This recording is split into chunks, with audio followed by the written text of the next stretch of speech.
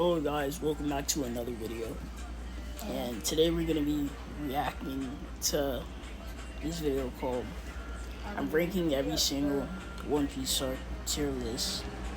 And the video is by Kevin. I believe that's how you say his name. So yeah, let's begin. Please don't give me a copyright strike, YouTube. And make sure you click that like button and hit that subscribe button so we can get to 100 subs and I can live my life and continue my YouTube career. So let's get into this video. Howdy doody, y'all. It's been a while since I made my last video. With that much time off, you guys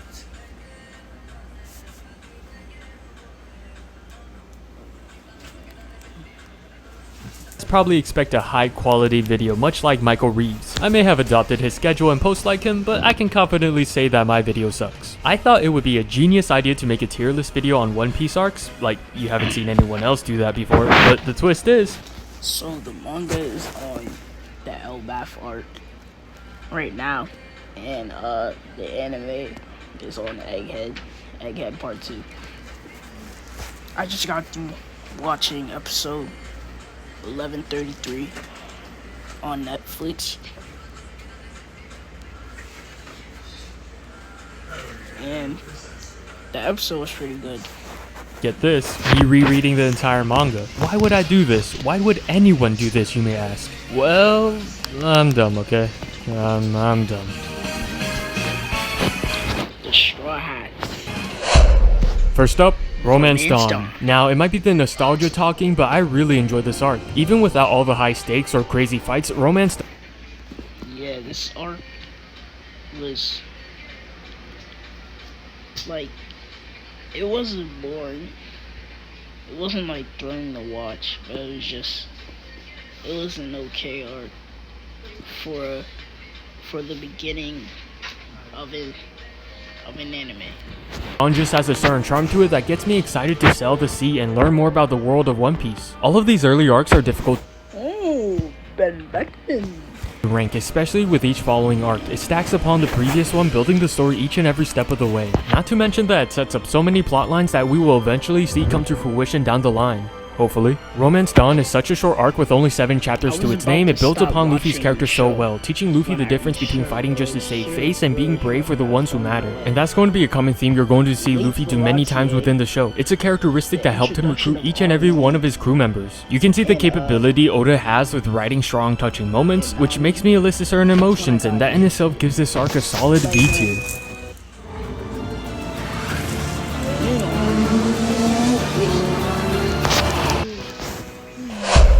Next up, Orange Town. From my time being in the One Piece community, there seems to be a general consensus that the early arcs in One Piece are quite boring up until it reaches either Baradier or Arlong Park, and I can somewhat agree with that. It's not to say that Orange Town is bad in any way, but if we're comparing it to other One Piece arcs, Luffy choking that dog is crazy, bro. It's quite low in the rankings.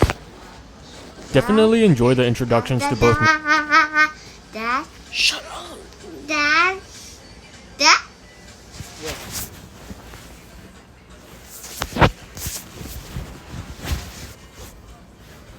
Nami and Buggy, but it wasn't in this arc that I started to love their characters. Buggy as the main villain wasn't the greatest fit. He hovered between being menacing and goofy at the same time, but one of those aspects did shine because the fight between Luffy and Buggy was quite funny. Oda has his uncanny ability to incorporate humor into every aspect of the story, and those are some of my favorite times in One Piece, especially when the Straw Hats are interacting with one another. Also in this arc, I really liked the scene with the dog protecting what was important to him, defining in the series what treasure actually means. And with all that said, I'm kind of on the fence between B and C tier, but I think I'll go with C tier. Coming up, Syrup Village. I feel like this isn't really a controversial opinion, but to me, Syrup Village is one of the worst arcs in One Piece. This arc was a bit too long and could have been condensed down a bit, especially comparing it to the two previous arcs, and this is partly because of how much development Usopp got. You get to learn every intricate part about his character, from him lying to why he lies to his relationship with Kaya, and even a little bit about who his father is. Where comparatively, the introductions for Luffy, Zoro, and Nami were very minimal and were touched upon a lot more over the course of the story. And I feel Oda could have done something similar with Usopp as well. Also, I don't think Captain Crow was that compelling of a villain comparatively to Buggy, who was vastly much more entertaining to watch. He has a cool origin story and how he became a butler for Kaya, but everything else was very bland. His goals and aspirations were very mundane. He just didn't have any qualities to him that made me like his character, unlike my boy Django here, who can single-handedly improve this arc's ranking. He wasn't really that threatening. Not really. It gets a D tier. Moving on to Baratie. Every One Piece fan always says to at least make it to Arlong Park, which is where most of them believe One Piece starts getting good. But to me, it was Baratie that brought One Piece to the next level. We're introduced to Mihawk, who had one of the best character introductions in the show. Not only did he slice up a galleon in half, but his reasoning for it was that he was just killing time. And quickly after this, Mihawk was challenged by Zoro to a duel where he completely dismantled him with a butter knife. Oh yeah, this clash is crazy, bro.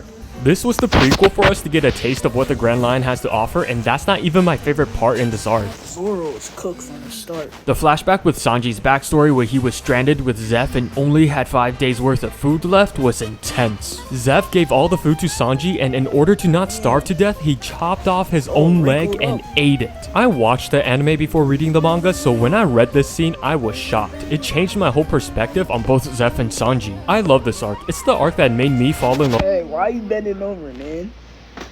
You don't want to see your... You don't want to see your butt, bro. With One Piece, so Baratie gets an easy A tier from me. Now we're heading to Arlong Park. Is it even a question to where I'm going to rank this arc? Without a doubt in my mind, it's going right into S tier.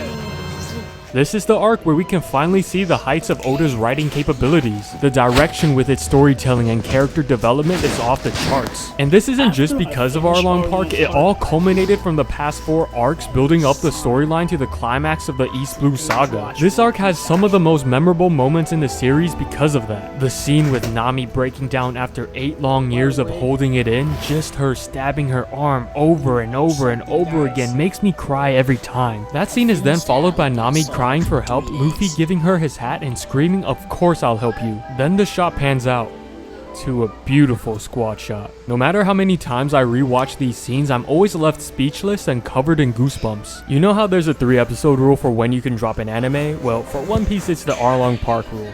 Not really, I just made that up, but if you watch the entirety of this arc and don't like it, then One Piece just isn't for you. But for me, Arlong Park is the arc that confirmed my love for One Piece and made me truly excited for what's to come in the story. Alright, that's enough of me praising this arc. Let's move on to Logtown. Yeah. This arc didn't have any crazy hype I mean, Logtown was okay.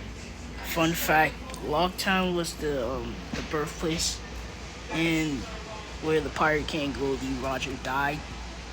They executed him there, and Logtown is known as, I believe it's called the town of a beginning and an end.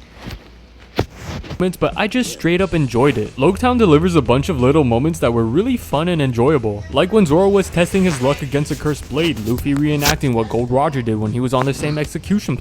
By the way, Luffy almost died, but thanks to a special someone, he got saved.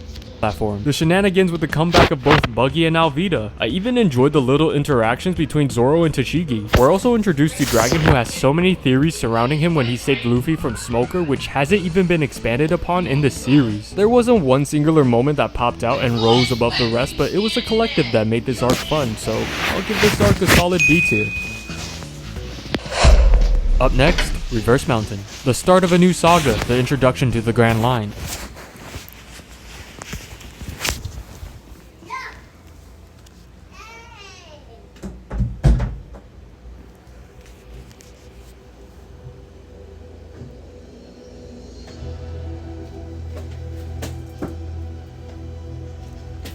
everything that the past few arcs has been building up for, and I have to say this arc was kind of a letdown. The whole Alabasta saga starts off really slow, similarly to that of the East.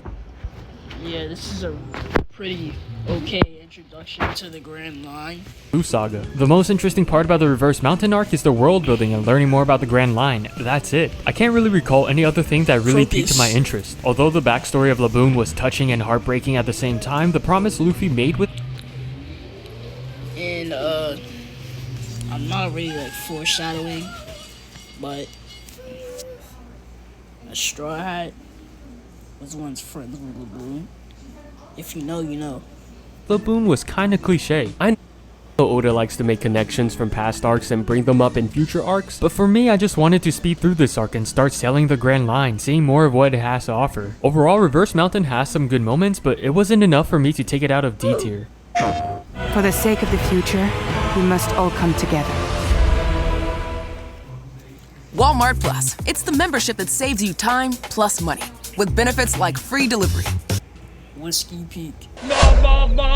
Whiskey Peak. So I found this arc fun, but kinda dumb in a way. Fun in that you get to see Zoro be a badass by completely obliterating 100 bounty hunters, then easily defeat Miss Monday after getting his face blown in. We also get to see Luffy and Zoro square off, which was pretty cool, but really misplaced because Luffy, the crew-oriented captain himself, apparently didn't want to hear what his crewmate had to say and decided to listen to a random townsfolk. This was the same Luffy that recruited Zoro because of the action and kindness that Zoro displayed in Shell's Town. I get that Luffy is a dumb character, but he was so dumb in that scene that it was actually out of character. But the saving grace to this arc was the ending. It was phenomenal. The introduction with Robin was just chef's kiss. It was mysterious and evil at the same time. We just saw Mr. 8 get blown up by her, and apparently she wants to help the Straw Hats by giving them an eternal log post to an island near Alabasta. It just wasn't adding up. I personally enjoyed Whiskey Peak, so I think I'll put this arc in B tier.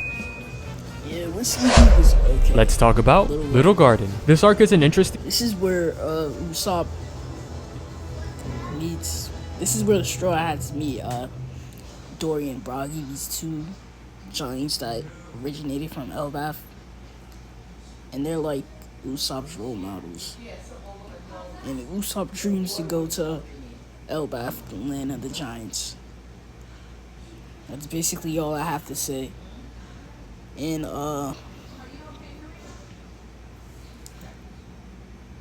yeah, that's it. One more thing. Mr. 3. One, because we learned that the islands in the Grand Line have different cultures due to how unstable the climate and weather is, which I find very fascinating because of how broad and creative you can get with it. This was a subtle touch in the One Piece world, because it was never mentioned again. But it did give Oda the ability to create any world he would want compacted into one island. Throughout the video, And also dinosaurs live here. So this is like a prehistoric island. I mentioned the world of One Piece or world building a couple times. It's one of my favorite aspects in any anime, let alone One Piece. And to nobody's surprise, giants are part of the One Piece world, introducing us to Dory and Brogy. The giants were great in this arc. I love their whole backstory and how it was revealed to us by referencing the birth of Zoro and Sanji's rivalry. They also played a big part in Usopp's character development. The one thing I didn't really care for was Mr. Also, this doesn't relate to the video, but in the One Piece world, there's this island that is literally made out of goldfish poop. And Usopp tells a lie to Kaya about how he was once on this island of goldfish poop. He doesn't even know it exists. But the fact that he predicted that is crazy. He wasn't that great of a villain and was a bit overpowered in my opinion based on how things transpired in later arcs. The only thing I liked during the battle against Mr. 3 didn't have anything to do with him, but rather just the antics with Zoro striking a pose before he gets completely solidified and him also trying to cut his leg off at one point. This arc was solid but didn't have anything that wowed me, so I'll put it in C tier. Next up, Drum Island. Next up we have Drum Island. I definitely didn't appreciate this arc enough the first time I read through it. I summed it up as bad because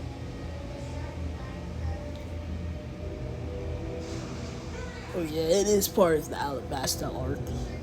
I mean the Alabasta saga, so Never mind. Of how terrible Waffle was as a villain, but what I didn't realize was the beautiful story unfolding right in front of my eyes. The introduction to Chopper, our cute and lovable doctor, is by far the best out of the Straw Hats so far. The whole backstory with Chopper being an outcast because of his appearance and then finally finding someone who accepts him was heartwarming, but that wasn't the highlight for me. It was Dr. Hearluck who really stole the show in this arc. His entire being, everything he stood for, I really gravitated towards. And nothing encapsulates him more than the scene where he leaves his home on the brink of death to save 20 sick doctors, all for it to be a trap. And after he figures out it was all a setup, out of all the emotions he elicits, he starts crying from joy, seeing that the doctors were safe and well.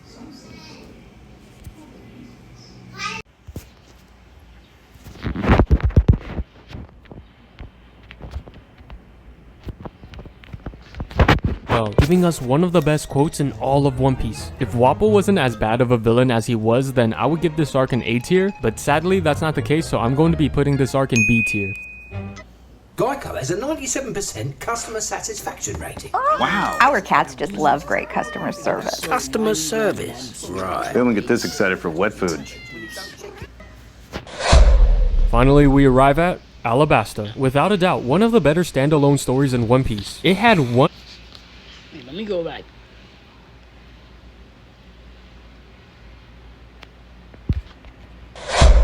Finally... I can name these guys. Crocodile, Nico Robin, Mr. One, Zala, Bon Clay,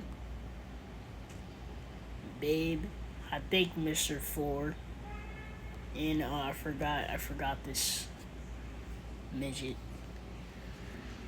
We arrive at Alabasta. Without a doubt, one of the better standalone stories in One Piece. It had one of the most badass villains in the series that we've seen so far in Crocodile. He was introduced in a way that made you feel his imposing presence with just the way he was carrying himself. Alright, Crocodile is not that tough. He is not. And how he was manipulating everything behind the scene like a puppet master in order to take over Alabasta. He made me feel that Luffy was in legitimate danger for the first time in the entire series. Not only because he was one of the 7 warlords of the sea, but also because Luffy almost died twice to him. Everyone had their moments in this arc. For example, Princess Vivi with her efforts to stop her own country from initiating a civil war. All the Straw Hats had their time to shine when they fought their respective Baroque Works agents and came out on top. And I haven't even mentioned all the significance this arc had in the future with the introduction of Ace and the Poneglyphs. Also, the Straw Hats' final farewell to Vivi, beautiful. And how can I forget Mr. 2, the legend himself. With many foreshadowing going on without us even realizing, Alabasta cements itself as one of the greatest arcs in One Piece, placing it at the top of the list in S tier. Let's rank the Jaya arc. This might come as a surprise to you guys, or maybe not, but I'm putting Jaya in A tier. This arc hit all the right spots for me. World building, character development, and just epic moments all around. It has one of the most gratifying moments in all of One Piece, which is when Luffy completely obliterated Bellamy. Watching this arc, and watching one episode where Luffy, Zoro, and Nami are in his bar, and they underestimate Luffy, and like when Luffy and Bellamy are fighting, Bellamy just keeps on spamming his spring attacks, and Luffy just punches the absolute hell out of Bellamy, bro. You never know. With one punch. We even know what Luffy is capable of. Got a nod to Luffy's I'm not glazing either. Character development. I'm just saying. All the way. I don't know why I keep on pausing. Back from Help, I can't stop. Romance Dawn with the scene at the bar. And right after, Blackbeard's iconic speech. Need I say more? This all occurred because they thought Luffy's bounty was only 30 million, which, by the way, I love how this is a way we power scale characters in One Piece. It's not a definitive indicator of who's stronger because there's so many factors that can increase one's bounty, but it's a good rough estimate of telling the strength of an individual. I love Jaya because it's one of the better build-up arcs leading up to the main act. The entire backstory of the Land of Gold and Nolan was well done, but Jaya set the stage so well for Skypiea that it kind of overshadowed it in my opinion. So with that said, I let's talk understand about that you ate Skypiea. food. Although Jaya might have overshadowed Skypiea, I still enjoyed it despite a lot of people's opinion of it being slow and boring, but I think a majority of them are anime only watchers because I definitely didn't get that when I was reading the manga. I really liked Enel in this arc. Similarly to Crocodile, he was imposing, but instead he literally... Fun facts. I said fun facts. Fun fact, Skypeans are native to the Skypeans are native to the moon. So then they got sent to Skypiea because some problem with the moon. I know my lord. play the role of God ruling over everyone on Skypiea, and if anyone opposed him, he would eviscerate them, striking them down with lightning, erasing them from reality. And although not fully in this arc, Haki was also introduced via what the Skypeans call mantra. That's how Enel was able to hear what people say or see where they are within all of Skypiea. Oda's slowly incorporating the narrative he wants to tell in One Piece, giving us clues by showing Robin's side mission. The Golden Bell scene was pretty epic as well, but other than that, there's nothing else that really stood out to me. I mean, I could talk about the foreshadowing they had with obviously what transpired in Wano, but just strictly within this arc, it doesn't do much. If you're reading or watching Skypiea for the first time, then you probably would even notice that there was foreshadowing in this arc. I see Skypiea with a different lens after reading it for the second time, and for me, I'm going to be putting it in B tier. Why did he put Skypiea in A tier? Long Ring Long Land. Everyone who watched the anime thought this arc was filler, but this is indeed canon, and as a general consensus, the community dubs this as the worst arc in One Piece. This arc is silly and doesn't have any cohesiveness to the story until the ending of the arc, which is where the only thing of note that occurs with the introduction of Aokiji. His display of power was very cool, especially when he freezes the entire sea, but the coolest part about him was his primary choice of transportation, a fucking bicycle. Other than the ending of this arc, the rest of it was very forgettable. Long Ring Long Land is the perfect D tier arc. Luffy versus Usopp. Water 7. Okay, I want to let it be known that out of the big three, I love One Piece the most. Not because it has the best action or fights, but because of the incredible characters and storytelling it has. You can feel the effort and love put into creating the island of Water 7, with the entire infrastructure of the city being developed in a way that corresponds to the body of water surrounding it, mimicking that of Venice. Water 7 is forever linked to Enies Lobby. You can't have one without the other. The transition between these two arcs was so seamless in the manga that it felt like one giant arc. There are a few times when I either watch an anime or read a manga that I'm left speechless at the end of it. These two arcs did it for me. It had mystery, heartbreak, and everything in between. One moment I could be laughing at a scene, and in the next I could be bawling my eyes out. The fight between Usopp and Luffy for the Going Merry, you never would have thought, out of all the adventures the crew has been on, and along with the happy-go-lucky persona this show has had up until this moment, that the Straw Hats would ever have a massive argument with one another, let alone a fight between each other. We all knew Usopp was going to lose, but it didn't make it any easier to watch or less emotional. It felt like I was part of the crew standing next to everyone on the ship, seeing two of my crewmates beat each other up. Even after all this time, Water 7 still remains my favorite arc in all of One Piece. So obviously, I'm putting this arc in S tier. It has a ton of build-up, but in the best way possible. The first building block was the mysterious disappearance of Robin being blackmailed by the world government. Second was the introduction to Frankie and his knowledge about Pluton. It's like a bunch of puzzle pieces being laid out in front of us, and for us to complete the whole picture, we just need the last piece, which is the next arc. Enies Lobby. Although Enies Lobby isn't story-driven as much as Water 7, it still excels at many other aspects. The main objective of saving Robin for the Straw Hats was at the forefront in this arc. Everything else that has occurred before the upcoming events has become obsolete for them. The entire lead up to Robin's rescue was terrific. From the events that unfolded on the sea train all the way up until it crashes the gates to start the raid in Enies Lobby, and ultimately facing the CP9 in an all-out battle. Finally, after 400 chapters into the manga, Oda decides to come out with a bang, giving Luffy not one power-up, but two power-ups in this arc. And not to be outdone by Luffy, Sanji learns his signature move, Diable Jambe, and Zoro with Ashura to beat their respective CP9 agent. Every fight that occurred was top-notch, but none can top one of the most emotional and impactful moments in all of One Piece. Yeah,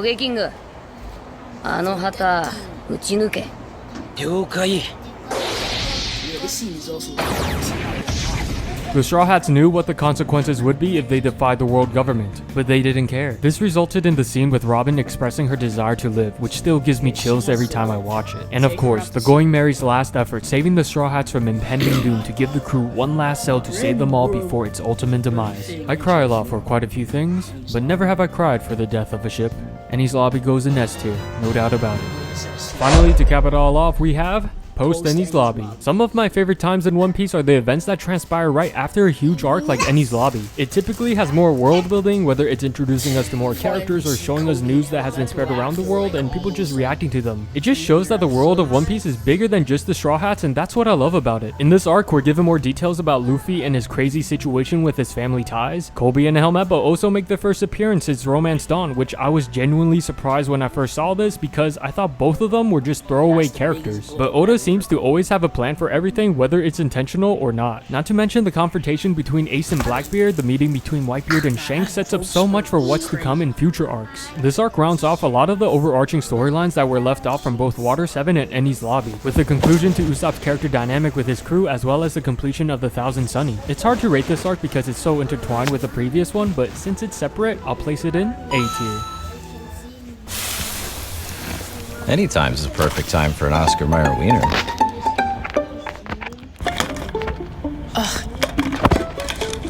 No.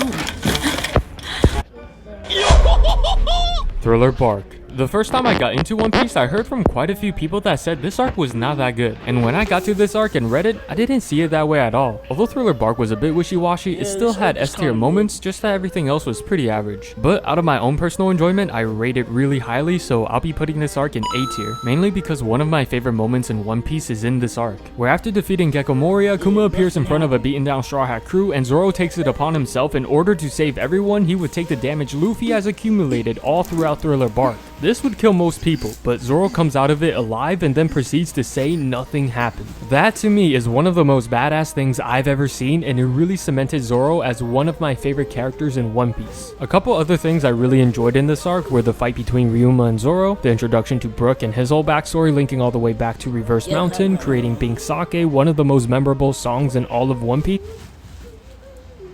Banks' sake was a bop, bro. To me, this arc was just dumb fun, kinda like a group of friends going through a haunted house, but in the most unconventional way possible. Although Thriller Bark is great, it would be quickly overshadowed by the next arc, Sabaody. Yo, I can name every supernova. Luffy, Law, Kid, Veggie, Bonnie, Hawkins, Zoro, Killer, Apple, Drake, X-Drake, and Rouge.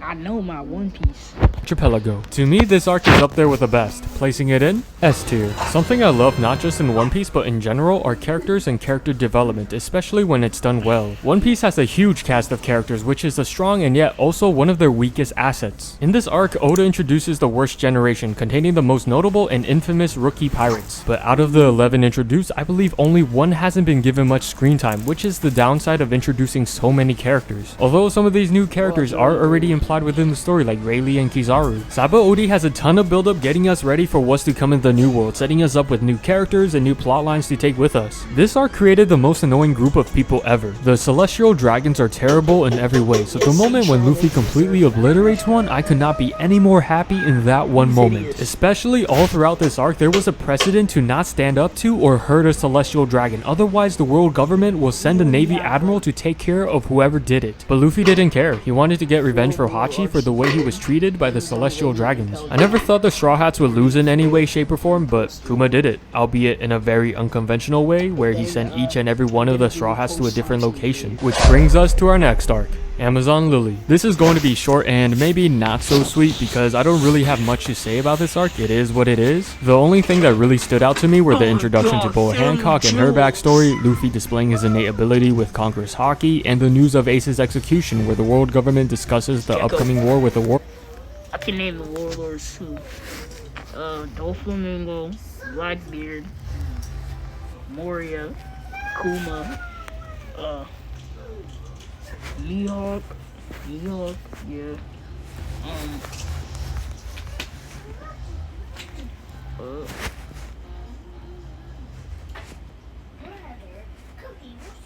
Yeah, those are the only 5 I see. Lords. And yeah, that's about it. Although I did find the comedy in this arc quite funny, there weren't really any major story developments in this arc and it didn't really interest me enough, so I'll give Amazon Lily a C tier. Moving on to Impel Down. This is the arc when you realize Luffy has a natural ability to attract anyone towards him, especially when you notice his inability to do anything without his crew. Having Luffy go on a solo mission to save Ace was fun, much like an RPG where along the way you get new members joining your squad. And in this case, it was old enemies, Buggy, Mr. 3, and Mr. 2 all helped Luffy get into the lower levels of Impel Down. Each level gets progressively more difficult to traverse because each one has a characteristic to them that weakens and tortures the prisoners. This arc really shines through because of Luffy and his ability to generate all this chaos by gathering others to help him within a dark and previously structured environment like Impel Down. This, to me, is a solid A-tier arc. Marineford. It was perfect. Perfect. When you talk about ranking One Piece arcs, Marineford is always on top of everyone's list. It's one of the greatest, if not the greatest arc in all of One Piece. Throughout the entire arc, it never had a moment where it wasn't hype. Every single chapter did not miss in the manga. This arc had the backing of the entire series up until this point. 500 chapters worth of material, all for these upcoming events to unfold in Marineford. And boy did it hit hard, mainly because of the death of both Ace and Whitebeard. And this is significant because Oda waited so long until he actually killed off a character that wasn't in a flashback. We talk about the deaths of both Ace and Whitebeard a lot whenever the Marineford arc is brought up, but one of my favorite scenes in this arc was Doflamingo's speech. Saying that justice will always prevail because it's dictated by whoever wins, that always stuck with me because the Marines to civilians are deemed as the good guys and pirates the bad guys. But to us the readers, we see the flaws in both the Marines and the pirates, which makes that speech hold a lot more weight, especially when you think of the mystery of the Void Century. There's no need for me to explain or justify why this arc is great, it speaks for itself. Without a doubt, Marineford is an S-tier arc. Post-war arc. This arc is much like the passing of the torch from old generation to the new generation, especially with the after effects of Whitebeard's death rippling throughout the One Piece world. And this is the first time we've ever seen Luffy in such a state of emotion dealing with the death of a loved one, which segues into my favorite part in this arc where Luffy starts to recollect his past and all the memories he had with Ace. There's never really a dull moment in these post-event arcs. This one specifically, I love the fact that we mentioned the after effects of what happened in Impel Down, where Blackbeard recruited the most fearsome criminals in level 6 by making them fight to the death, introducing new dangerous characters, expanding the world of One Piece much more than it was before. There's a lot of moments in this arc that carry so much weight. You can see that with Luffy questioning his dream for the first time and his interaction with Jinbei. This arc is chock full of so many little details that sometimes I glance over and take for granted. The post-war arc is well done, and for that I'm placing it in A tier. You wouldn't settle for Bateman when there's Batman? Don't touch that. Well, now I want to touch it more.